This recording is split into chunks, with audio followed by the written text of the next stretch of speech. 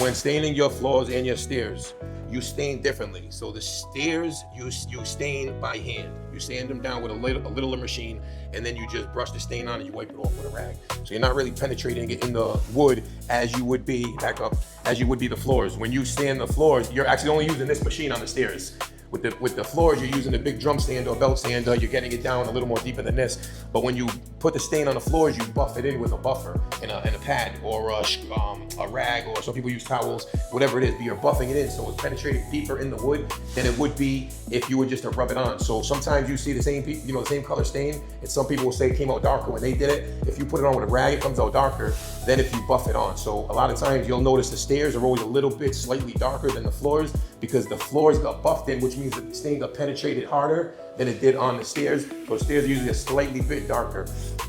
If you do the rag on the floor and you wipe it, that's the old school way, and it just takes a long time. So which would cost a lot more money if somebody did want it done. If you water pop the floors, it also makes the stain darker. So that's another reason people water pop, not only to make it even, but to make it darker. Just a little FYI. So today, this is a little bit of a different project than usual. Today we're in Barrington working on a floor. I got a phone call from somebody to do a floor, but it's not your normal floor. This floor was installed as a pre-finish. Take a look around. This floor is brand new. It's a brand new floor. So normally you come in, you have an older floor, you're sanding and making it look new.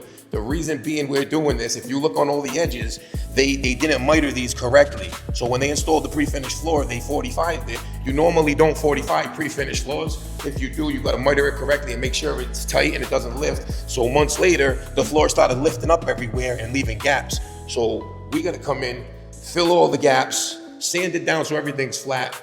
After we sand it, put more putty in it, make sure there's no gaps. Then we're gonna restain the floor brown like this to make it match the steps. So again, this is not your normal project where the floors look like shit and we're making them look good. They already look beautiful, but they're high and low because whoever installed it didn't install it correctly. So please, whoever installs your floors, make sure you get the right team. That's why I always say to you, get the right team to do the job. Do your homework, because now they spent a lot of money on this and we have to come in and redo the whole floor, which is gonna cost a good chunk of money.